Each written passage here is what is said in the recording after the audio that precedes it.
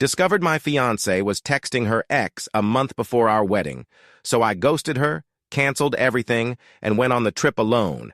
Now she's begging to win me back. Hey everyone, I'm a 26-year-old guy, and I've been engaged to this amazing woman who's 27, let's call her Ellie. We're supposed to be tying the knot next month, but just moments ago, I found out she's been sexting her ex. Yeah, it really hurts. So I've been with Ellie for over 4 years now. Last summer, she brought up the idea of getting married. Honestly, I was kind of surprised, not that I wasn't serious, but marriage just hadn't crossed my mind. Still, when she mentioned it, I thought, why not? I loved her. We'd known each other for 5 years and had been dating for 4, so marriage seemed like the natural next step. We planned a spring wedding for this year. I even bought her a ring at the start of the year to make it official, and she got me one for Valentine's Day. I thought everything was perfect, until it wasn't. I can't believe she's been doing this behind my back. Sorry for spilling all this, but I need to vent. This morning I had to go on a 2-day work trip while working from home. We share a common PC at home since she works for a bank and can't use her personal email on her work laptop, so she uses the home PC a lot. My personal email is logged into my office laptop, and I rarely use the PC myself. But today my laptop crashed, so I had to use the home PC. I was working away when I noticed her email inbox open in another minimized browser window. An email from someone named Felix popped up. Too tired to make up a fake name, so Felix, if you're reading this, screw you. I knew Felix was her college sweetheart and her ex. She told me they broke up because he moved back to his country, and about a year after that we met and eventually started dating. Early on in our relationship, we tell Kat about our past relationships, and she said she and Felix broke up amicably and weren't bitter about it. I even asked her if they were still in touch, and she said no. That was the end of it. Fast forward to today, I saw Felix' email and opened it without a second thought. Oh my God, it made me sick. It was an endless chain of emails, the most outrageous stuff I've ever read. She was talking about how she misses him every day and thinks about their wild nights. I mostly read her replies, which were all about sexual stuff, how she touches herself thinking of him, how she craves him, and even detailed how she wants him to bang her back door. Her words, not mine. I couldn't believe it. I mean, she's always said that hurts and isn't into it, and I've always respected her boundaries. And here she is, yearning for it with him. I was literally puking. Then there was this email she sent 2 days ago saying, I don't know why I'm even marrying this person when his weenie is half of yours, LOL. Felix responded with, Rawful, poor guy. Can you imagine the pain of reading that? And on the same day she sent that email, she told me, You're too big for me, you know my body so well. Guys don't forget those kinds of compliments, let me tell you. Was she lying to me? Our sex life has never had any issues. She said she doesn't have a large appetite, and we do it mostly 2 to 3 times a week. She goes on work trips every 6 months, and she comes back all horny, and I'm always excited to satisfy her. I don't know what to do. Should I wait for her to come back and confront her about it, or should I just ghost her? I'm filled with so much rage right now, I feel like smashing everything and burning the house down. I haven't told anyone else yet. Not my family or friends. We're supposed to get married next month. What do I even tell people that my fiancé was sexting her ex while lying naked next? To me?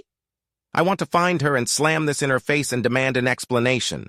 Has anyone ever been in a situation like this? How did you deal with it? I'm freaking out here.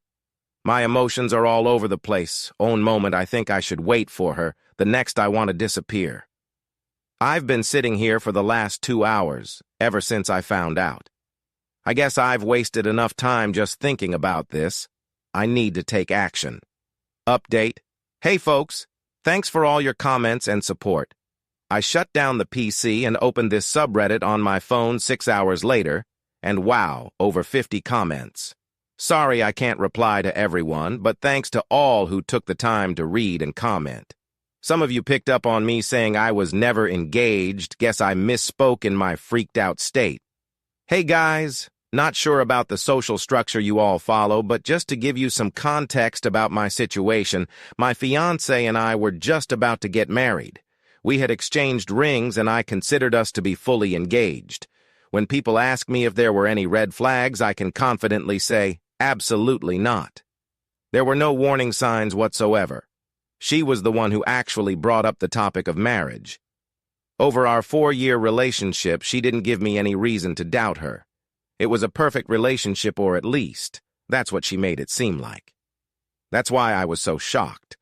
My first relationship ended because my girlfriend cheated on me, but I wasn't super surprised because she was throwing out red flags left and right. I caught her cheating the first time she did it. So this time around, I was always alert, keeping my eyes and ears open. So here's an update for those curious about what happened next. As many of you suggested, I ghosted her. After reading those long threads of emails, there was nothing left to confront. Big shout out to Eagle King 47 for the great advice. I downloaded those emails and forwarded them to my phone. Not that I needed the evidence, but it's always good to have something in your back pocket, right? I even printed them out for backup. Here's the action plan I took. First, I changed the locks on the house. Then I called my manager and told him I had to call off my wedding. I didn't go into details, just gave him the surface-level info. He understood and gave me 2 weeks off to get my stuff together. I packed up my belongings, booked a cheap motel for a month at a discounted rate because of the long stay, and packed up all her stuff to send it to storage. I left the storage receipt at the door for her to find. She syncs her contacts and photos on her Gmail, so I deleted them all. We had a joint account for our wedding expenses, and I took out my share, which was about 70%. I also canceled the venue and got a 50% refund, canceled other bookings like the photographer and caterer, and got most of my money back. Basically, I used those 2 days to their full potential.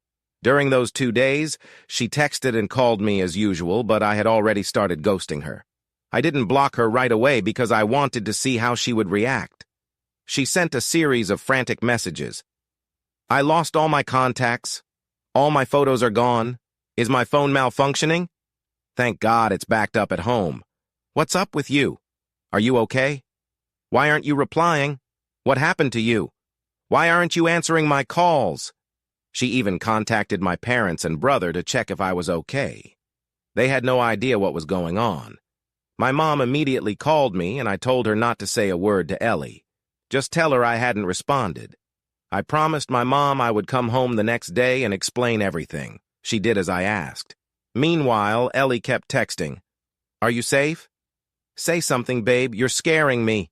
Like she actually cared. This went on for 2 days until she came home to find the house locked and her key not working. I had already gone to my parents' place and told them. I was calling off the wedding because Ellie had been emotionally cheating on me. I didn't go into details and they didn't push for more. They promised to support me and just asked me to promise that I wouldn't harm myself. I assured them I was past that phase and was safe in that regard. Here's where it gets juicy. Ellie lost it when she found the house locked. She saw the storage receipt at the door, signed by me. Predictably, she started bombarding my phone with calls and voicemails. What the hell happened? Are you home? Why did you do this to me? Did you find someone else? After making fun of me with her ex, she had the audacity to accuse me of cheating on her. It was oddly satisfying to see her go through waves of emotions. Her texts and voicemails were all over the place. Why are you doing this to me? I love you. We're supposed to get married next month. Whatever the issue is, we can fix it. Then she flipped. You're a coward. You're no man. I know you've been spying on me. It was clear she was projecting her own insecurities onto me. When she realized I had deleted her contacts, photos, and taken my share from the joint account, she went ballistic. That's when I decided to block her for good. She had already hurt me enough. I wasn't sticking around for more of her abuse. People in the comments said I dodged a bullet, and I totally agree. I've been staying at the motel trying to figure out my next steps. Thankfully, the wedding invites weren't sent out yet. So I avoided that whole hassle. I haven't heard from any of her family members, friends, or acquaintances. I haven't shown her emails to anyone, but I've kept them safe. I've blocked her everywhere and exited all the groups we were part of. Thanks for all the comments and support. Yesterday was rough and today isn't much better, but it's a bit lighter. I hope to come out of this soon. Update for those still following. After being denied entry into the house, she thought I was inside and started banging on the door and windows until the neighbors came out to shut her up. She then showed up at my workplace. I had predicted this move, so I took some time off and informed the reception to tell any visitors that I was on sabbatical. Ellie left a note at the reception. "You can't hide from me, you son of a I'm going to hunt you down and rip you apart." I was shocked at her shamelessness. After everything she had done, she still had the nerve to write that. My blood boiled, and I wanted to retaliate, but I knew that was exactly what she wanted. She's manipulative and knows how to play with people's emotions. I took a deep breath and talked myself out of it. All this was making me crazy. So I called up my manager and asked if I could work remotely instead of just lying in bed all day, feeling terrible. He said yes and told me to take it easy, which was a relief. I ended up working remotely for a whole month. I found this motel way out on the edge of town, super secluded, just what I needed because I didn't want to run into anyone I knew. After locking myself in for a couple of days, I finally ventured out. I wandered around the nearby woods and found this abandoned lake. It felt like nature therapy, you know? I thought I was doing better, making some progress. But then the wedding day came. Not everyone remembered, but a few close friends and relatives did, and they noticed there wasn't an invite. Slowly, I started telling my close friends what had happened. They were shocked no one saw it coming. My best friend, who'd spent the most time with us, I asked him straight up if he ever thought Ellie was still into her ex, or if she ever showed signs of resenting me. He said he thought she was perfect wife material. Now, I don't know if we were all just fools or if she was an expert at hiding it. Talking about the cheating weeks later didn't help. I thought it might help me move on, but it just made me feel worse. One more thing, we had our honeymoon booked to Alaska. When I was canceling all the other wedding stuff, I tried to cancel this too, but it was non-refundable and uninsured. So I decided to go anyway. I was a bit worried about Ellie showing up because she had all the trip details, but luckily I'd deleted her inbox. Since I made the booking, she couldn't access it from her end. So here I am, sitting in a cozy cabin amidst the beautiful Alaskan scenery, writing about my miserable life. I hope I can leave all my worries and insecurities behind in these dense woods. Update 3. Life really is funny. Guess who I bumped into? Yep, my ex, Ellie. She actually followed me here because she couldn't find me anywhere in the city. Our encounter was spooky, at least for the first 30 seconds. I was wandering around the deserted landscape when I saw a woman approaching from a distance. Didn't think much of it until she got closer and I realized it was Ellie. It was both funny and frustrating. I couldn't run away, so the only sensible thing was to walk away. But she ran and stopped me. I told her I didn't want to talk, but she kept yelling that she had searched for me everywhere in town and left a note at my office. She took a flight to Alaska on a hunch and found out at the hotel that I had checked in. The trip was ending tomorrow, and she figured I might be traveling alone on our honeymoon. She checked with the airlines and the hotel to confirm my plans and then booked the first flight to Alaska, got the details of my schedule from the hotel, and came chasing after me. She ranted about all this while following me for half a mile. I finally turned back and said, "I don't care, you need to leave." She refused, insisting I hear her side of the story. I told her I didn't need to know more. After a while, I was drained emotionally and physically. I stood there and asked her to finish her story. She started, "How could you ghost me like this? We were supposed to be married last week. You can't do this to us. If something was bothering you, we could have cat it out. Have I ever ignored your feelings? No, right? You can't break up with me over something so trivial. I'm turning 28 in 3 months. I need to get pregnant and have a baby before I'm 30. We can't ruin our plan. You know how much I love you. After everything you did to me, I came all this way to mend things between us." Her last 2 sentences hit me hard. I screamed, "Really? This is what you want to talk about? Gaslighting the situation or treating me like the bad guy? You're a narcissistic and self-centered woman.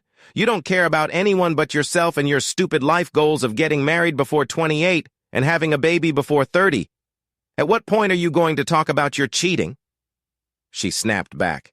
"That's not cheating. I've never met him after college. I never cheated on you, not even the first base." And with that, the waterworks started.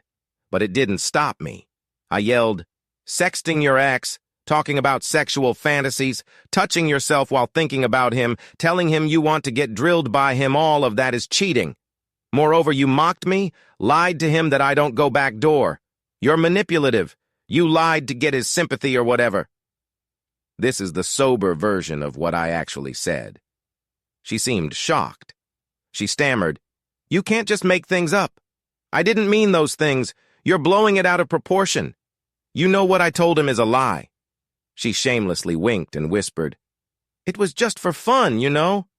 I was trying to spice things up between us." I yelled back, "How? By mocking me?" She tried to justify herself but couldn't. She kept repeating the same stuff. That she didn't mean anything, it was all a lie, she loved me, blah, blah.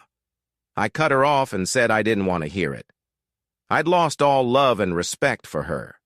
That's when she realized she had really messed up. She apologized and pleaded for another chance, Arga.